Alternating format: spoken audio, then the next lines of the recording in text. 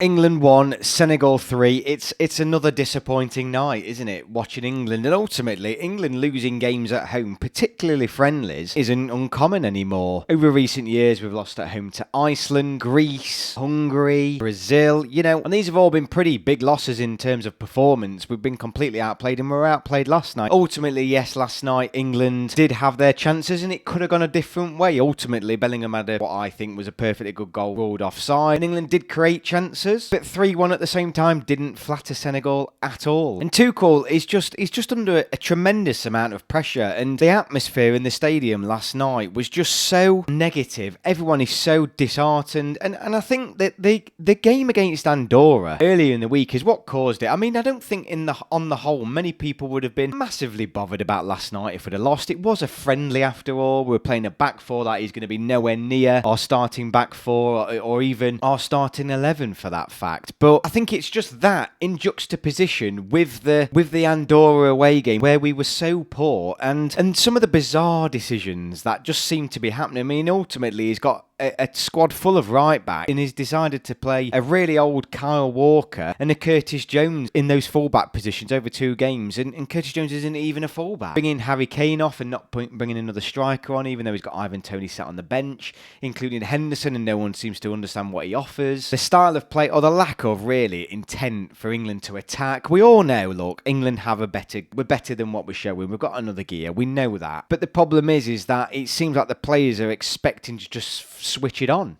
Come a tournament, they're expecting just to flick a switch and it's all going to come good, and it's not. We know it doesn't work like that, and it just feels like, in terms of a style of play in particular, and I think that's what's bothering people, if people were sort of understanding what it is he's trying to do here, we would get it, we would give it time, but it just looks a mess. It just looks an absolute jumbled mess. I've no idea what sort of system we're trying to play, how he wants us to play. I mean, he seems to be saying one thing and then the reality of what you see on a pitch is completely different. There seems almost to be even more structure there now than what there was under Gareth Southgate, and the players just look like they're suffocating or unwilling to play for him or take risks. And I think that's the other thing. It's not just on Tuchel. It's the apparent lack of the really poor attitude that seems to be from these England players who just don't seem bothered. It's the end of the season and they just don't seem interested at all. Looking at this international break as a whole, and I go again to that Andorra game. If we'd have won 4-5-0 away in Andorra, like we should have done and like people would have expected us to,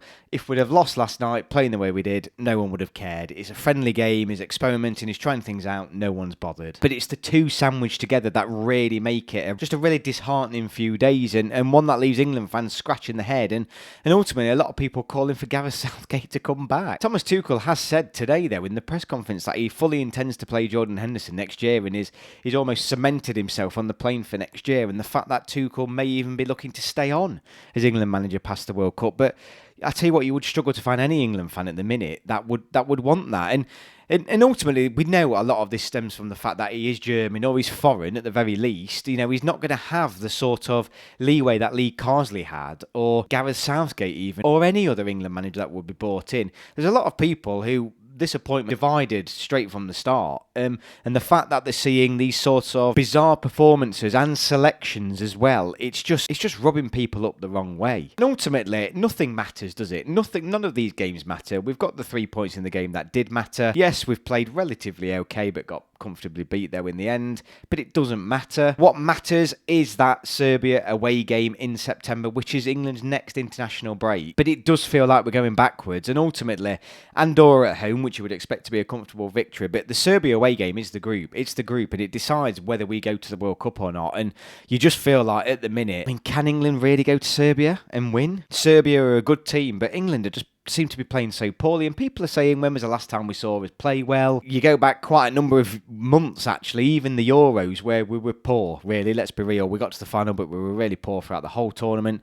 I would say the best game we've played in the last few months is that Greece away game, but everything else around that has been crap for quite a number of months now. So this is now no longer just a small blip. This has been quite a common trend, actually, for England over the past couple of years. Tuchel's only 2 campaigns in, but I've no idea or no No one has any idea who his preferred starting lineup is, what his preferred system is, how he wants us to play. We don't have any sort of clue or indication other than the fact that he wants to play Jordan Henderson. Obviously, congratulations to Senegal. I don't know if I said it at the start of this video, but I will do now. They thoroughly deserve their victory, and it's England's first loss against an African team. I'm not overly worried about last night as a whole because I'm certain England have another 3-4 gears. But it just seems to be too long, doesn't it, between seeing these games. But ultimately, if we go to Serbia away and win, it's all forgotten. It is all forgotten, and it's a great result if we go there and pick up a result the same way we did in Greece. And if that's what England become, fine. You know, they get the result when it matters, because ultimately that's what's been happening over the 2 years. Then that's it. I will take that ultimately, and we're just going to have to accept these poor friendly performances and games that are in between. But ultimately, if England